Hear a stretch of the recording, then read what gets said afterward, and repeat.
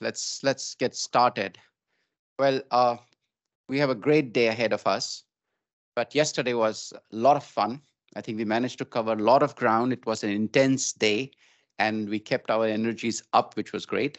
And it was nice to see that the chat kept on following even at the dinner, and that's a sign of a great meeting, Marianne. So looking forward to today, which is way forward.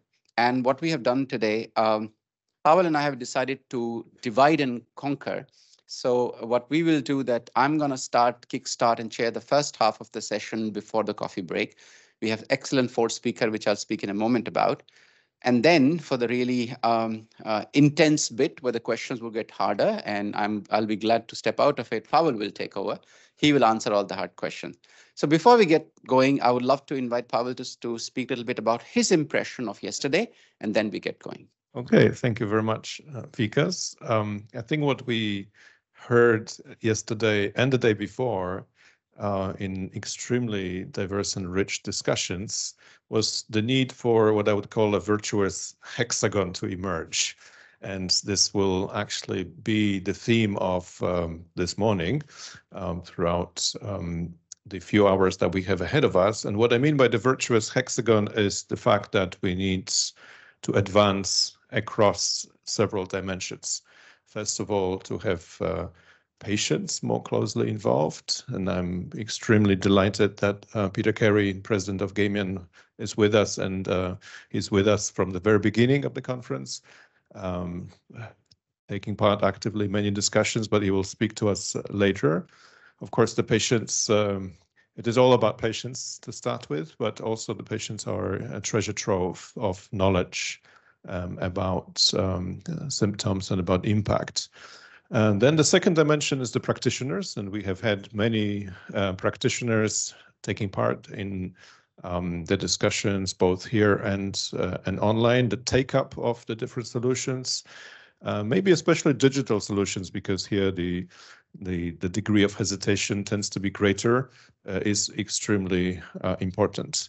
The third dimension, science. We have reviewed the impressive work going on across the world and across the spectrum of issues with regards to how the science in the field needs to focus on the biological mechanisms and on finding the target, which was another point Andy made at some point yesterday.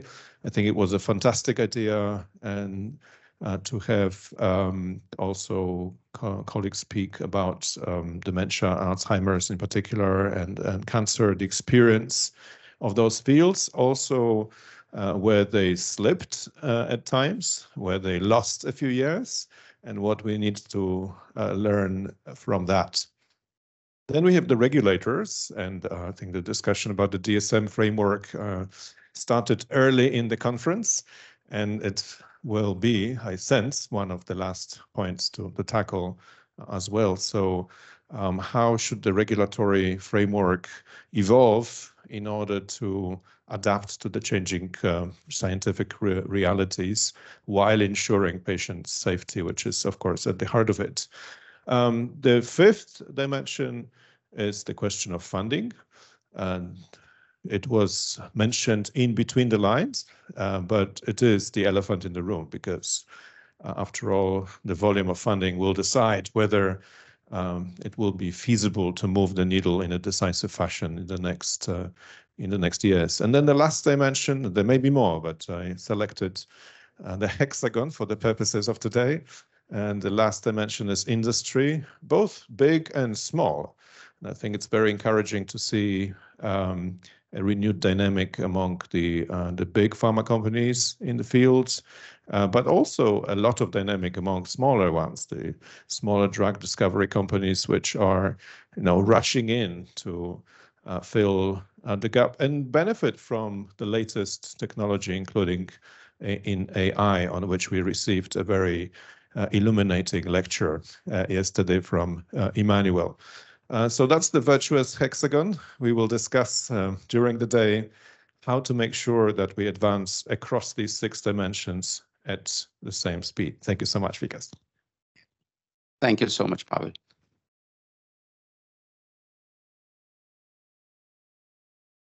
So today is all about the way forward. I think yesterday we discussed a lot about, we learned from the examples from other fields. We realized, that there are successes. We spoke, we got a glimpse of the future. But now today is about converting that into reality. So what I would encourage that we have a dialogue, and we'll try to keep time today so that people can ask questions and we can have an honest discussion. Why honest? Because we want to have pragmatic way of converting our aspiration of being more precise in clinical development into realities which could be executed on the ground. And that's quite a journey.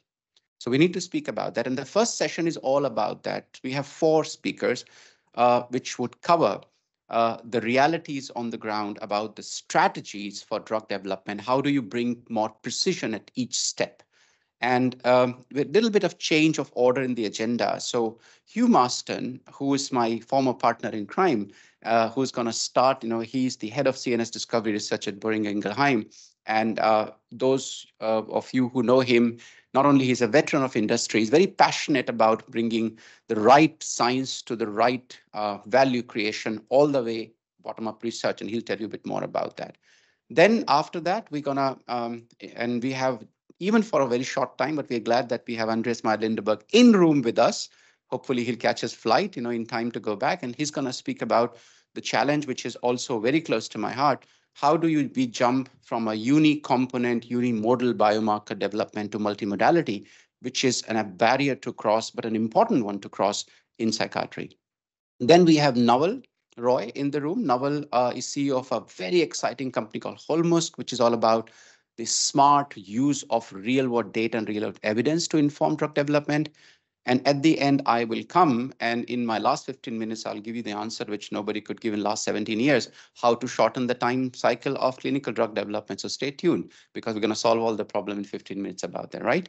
So that's what I'll do at the end. So with that, I'll hand it over to you.